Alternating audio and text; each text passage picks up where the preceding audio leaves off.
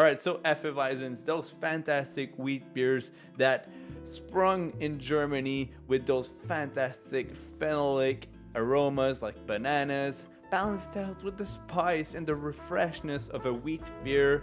Also, still to this day, being historical again, but also survived the Reinheitsgebot law and being available all across the planet as the go-to wheat beer to experience during hot summer months. And I've got to say, it's probably one of my favorite refreshers during the summertime. It's always a good balanced one. I'm a big fan of those light, fluffy heads, and most Hefeweizen have those characteristics, and they show up with those juicy aromas without even being those big, bold, juicy New England IPAs. I've pulled up here the BJCP description of a Hefeweizen. So it's a German wheat beer, and the key is the distinctive banana and clove yeast. That is, I'm not having that. I'm not about it in any shape or form. Cloves are for food. Banana is for smoothie beers or actual real smoothies. I don't want that in my beer. There's also something in here that said about a bubblegum aroma. I don't want bubblegum in my beer either.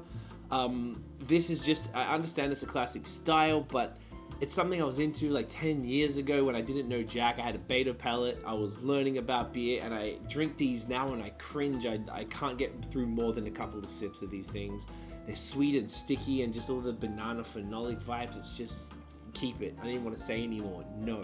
As far as, say, if we're talking about our, your viewers here in Quebec and maybe say Ontario at the very least, are you aware of any really well done sort of true to style Hefeweizens that if you were trying to convince someone like, oh, you need the one from this brew? To see people like Godspeed being involved into this and maybe brew an Hefeweizen, if they haven't yet, then I'd be like on the lookout to purchase a can or two and maybe send you all of them so you can be convinced, because I'm pretty sure that all those breweries that are doing classics in like a proper way, like proper lagering and all that, like a good effort into those classic styles, they would represent very well those Hefeweizen. And I think that we're gonna see a lot of bad ones because people are just gonna do it, and I think that's what happened with Hefeweizen. People were just making them because they needed like a blanche or a white beer in their lineup, the classic 10, 15 years ago craft beer world that we were in.